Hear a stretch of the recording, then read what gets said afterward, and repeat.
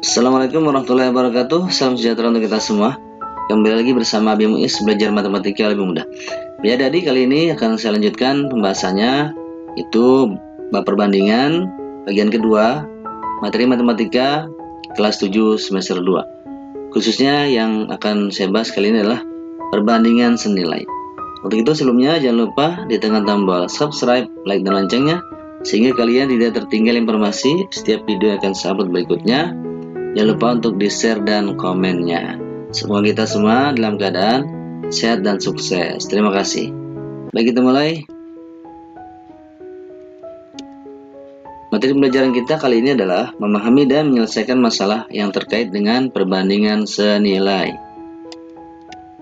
Kondisi dasarnya pernah kita singgung di pertemuan yang lalu.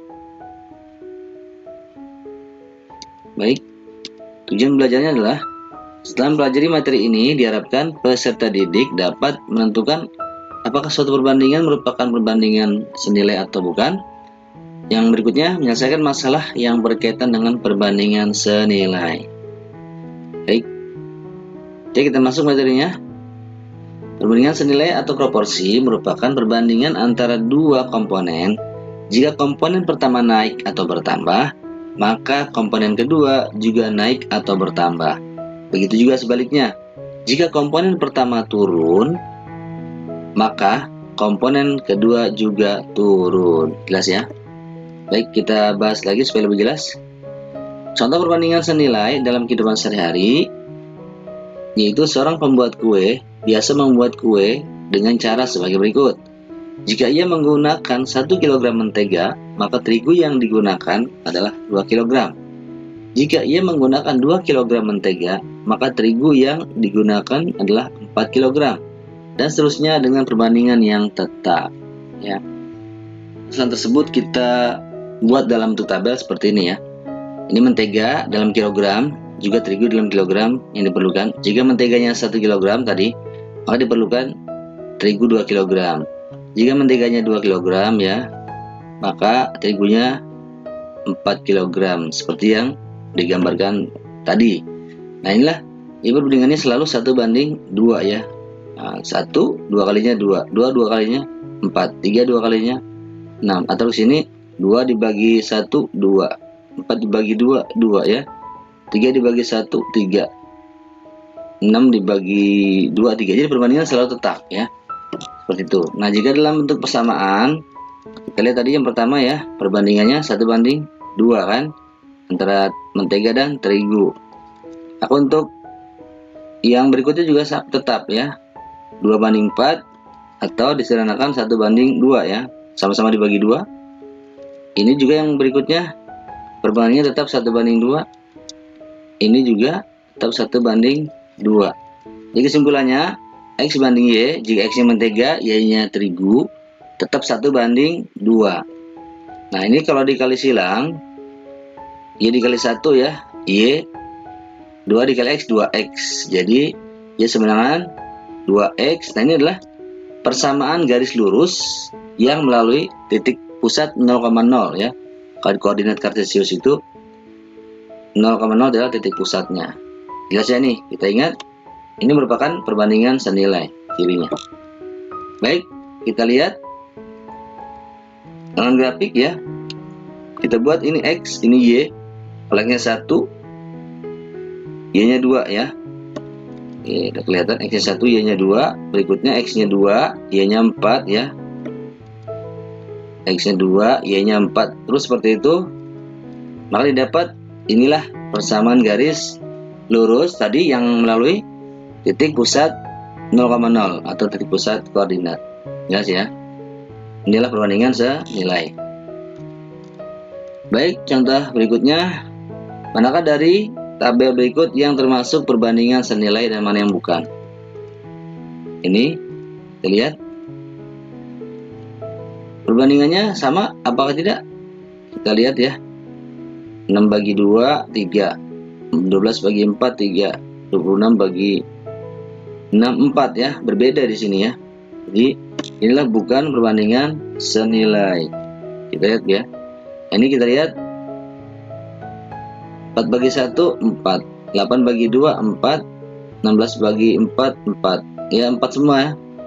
Kalau dibagi ya, atau perbandingannya sama, makanya perbandingan senilai. Jelas? Berikutnya, manakah dari grafik berikut yang termasuk perbandingan senilai dan mana yang bukan? Ya, kita lihat.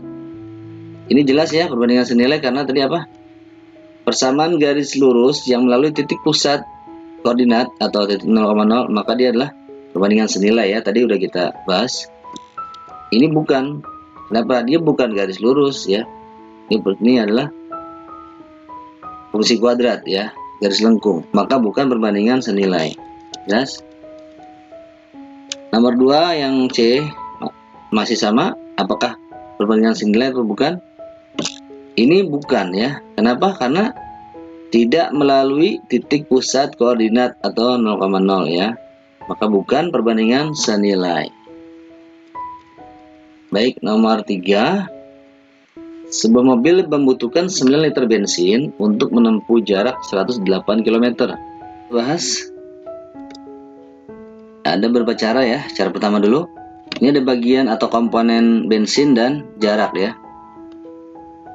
Kalau bensinnya 9 liter, maka dia menempuh jarak 108 km kan ya. Maka kita bisa cari untuk 1 liternya berapa yang bisa ditempuh jaraknya ya. Berarti kita bagi 9 ya. Sama-sama dibagi 9 saja. Berarti ini dibagi 9 1 ya. 9 bagi 9 1. Ini dibagi 9 ini. Maka hasilnya 108 dibagi 9 adalah 12 km. Jadi 1 liternya bisa menempuh jarak 12 km. Nah, sedangkan ditanya apa? Untuk 12 liter ya. 12 liter itu menempuh jarak berapa? Berarti supaya jadi 12 nih. 1 tadi supaya jadi 12, jadi kali 12 kan? Ya, maka kalau sebelah kiri kali 12, persamaan itu, maka sebelah kanan juga dikali 12 juga ya. 12-nya dikali 12, sama-sama dikali 12, supaya dapat 12 liter kan? Maka ini 12 liternya didapat adalah ini kali ini 144 km. Ini ya. Jadi bisa ditempuh jaraknya untuk 12 liter bensin adalah 144 km. Jelas ya? Nah, ini jangan lupa ciri perbandingan senilai. Tadi ya di pengertiannya sudah kita bahas. Jika komponen atau bagian bensin naik, menyebabkan jaraknya juga yang ditempuh naik atau jauh. Ya, dalam kehidupan sehari-hari, jika banyak bensinnya semakin banyak atau naik atau bertambah, maka jarak yang ditempuh bisa lebih jauh atau lebih besar ya. Baik, ciri perbandingan senilai diingat-ingat ya. Nanti untuk ke depan mengerjakan soal. Jadi dalam pengertian disebutkan bahwa jika komponen yang satu naik atau meningkat, maka komponen yang lain akan meningkat.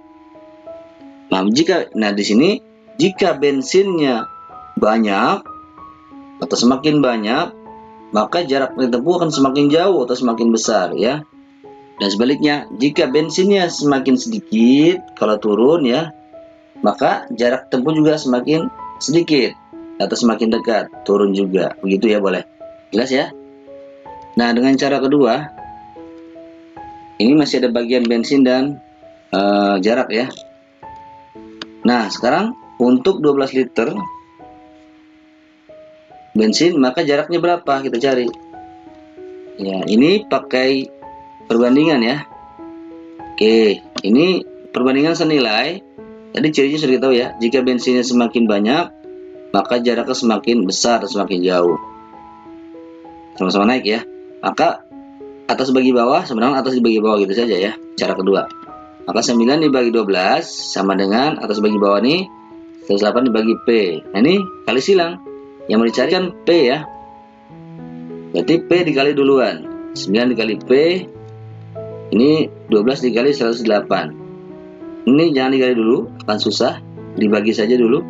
Lawan perkalian kan pembagian ya. Dibagi dulu. Ini sama-sama habis dibagi 9 ya. Bagi 9, 12. Bagi 9, 1 ya habis. Maka tinggal 12 kali 12, 144 km. Inilah jarak yang ditempuh jika bensinnya 12 liter. Jelas ya? Baik. Cara ketiga, cara terakhir. Masih menggunakan perbandingan. Masih menggunakan komponen bensin dan jarak ya, seperti tadi. Nah, cuma disingkat. Nah, untuk mencari P langsung satu langkah seperti ini. Gimana caranya? Ingat 12 dari mana ini? Ini dari sini ya. Kenapa? Karena ini yang dicarikan P ya. Ini jarak tempuh untuk 12 liter. Baik, berarti ini lihat pasangannya. P pasangannya kan ini 12 ya. Ini bukan pasangannya ya. Nah, maka pasangannya atau temannya ini didahulukan nulisnya ya. Berarti P pasangannya kan 12. Berarti 12 ini didahulukan nulisnya di atas ya. Sebagai pembilang dalam pecahan, bukan di bawah ya. Bukan sebagai penyebut. Baik. Ini tinggal dicoret, dibagi 9 kan 12, dibagi 9 habis 1. 12 kali 12 144. Satu langkah ya. Jelas? Boleh juga langsung dari sini. Ini untuk pengantar saja. Langsung yang dicarikan untuk 12 liter ya. Jarak untuk 12 liter. Berarti 12-nya di atas. Ini liter dibagi liter, liter yang kedua di bawah. Dikali yang diketahui 108 ya, begitu. Syaratnya ini perbandingan senilai ya, baru seperti ini. Jangan lupa perbandingannya sama-sama naik. Jika bagian yang satu naik, maka jaraknya juga naik besar ya. Itu baru seperti ini caranya ya. Kalau nanti ada lagi perbandingan berbalik nilai, nanti caranya tinggal dibalik saja, jadi gampang. Jelas ya? Baik, kita lanjut nomor 4. Sebuah mesin fotokopi dalam waktu 15 menit dapat memfotokopi 800 halaman. Jika seorang akan memfotokopi 960 halaman dengan mesin fotokopi tersebut, maka waktu yang dibutuhkan adalah berapa? Baik, kita lihat di sini ada waktu ya dan banyaknya halaman. Tersingkat ini ya, banyaknya halaman. Dalam waktu 15 menit dapat memfotokopi 800 halaman ya. Nah, sedangkan akan difotokopi 960 halaman, waktunya berapa ya? Kita misalkan T waktunya di sini. Baik, ini kita ingat kembali, ini perbandingan senilai. Kenapa? Karena kita lihat cirinya, semakin banyak waktunya, maka semakin banyak juga halaman yang dihasilkan fotokopi tersebut ya. Berarti sama-sama naik. Waktu semakin banyak atau semakin naik, maka jumlah halaman semakin banyak atau semakin naik ya. Ini ciri-ciri dari perbandingan senilai. Baik, ingat kalau perbandingan senilai, triknya cara yang cepat adalah lihat pasangannya. Dicarikan T ya, waktu ya. T pasangannya 960, bukan ini ya. Maka ini didahulukan nulisnya di atas ya, sebagai pembilang ya. Ini yang ini di bawah ya, yang bukan pasangannya. Dikalikan yang diketahui 15 menit.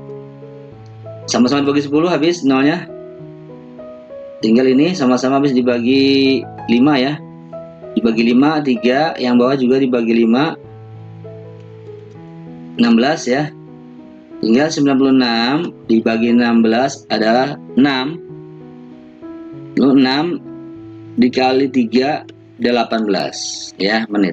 Inilah waktu yang diperlukan jika ingin memfotokopi 960 halaman. Jelas ya? Untuk latihan bisa dilihat ya. Bisa dikerjakan supaya lebih bisa lagi. Nomor 2, grafik. Mana yang perbandingan senilai dan mana yang bukan. Begitu juga nih bagian C. Nomor 3, dalam kehidupan sehari-hari soal cerita ya. Baik, untuk itu guru kamu bisa saja menggunakan soal yang berbeda untuk latihan. Baik, selamat berlatih, selamat belajar. Jangan lupa di subscribe, like, share, dan komennya. Semoga kita semua dalam keadaan sehat dan sukses. Terima kasih. Assalamualaikum warahmatullahi wabarakatuh.